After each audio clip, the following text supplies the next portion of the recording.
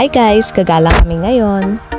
Ayan, syempre dala ko yung bago kong kotse at magdadrive din yung kapatid ko, si Aaron.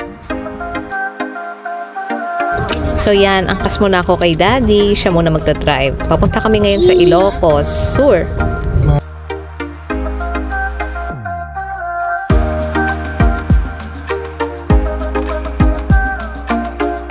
At eto na, dito na kami sa Ilocos Sur. Siyempre, di ako papayag na wala akong picture sa Arco. So, lakad tayo hanggang sa Arco. At ito na, 1, 2, 3, picture!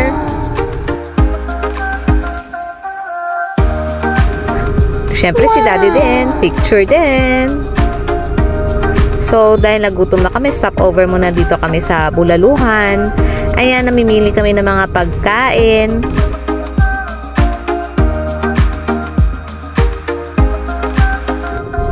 Kainan time na. Siyempre, asikasuhin ko muna si baby ko.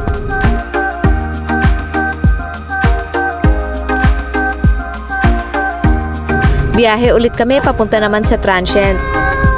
Tingnan niyo tong view, ang ganda. Nagpicture muna kami dito. Yan, nakarating na kami sa Transient. Tapos magsiswimming muna si Waldus. At magpapahinga muna kaming lahat. Bukas ulit.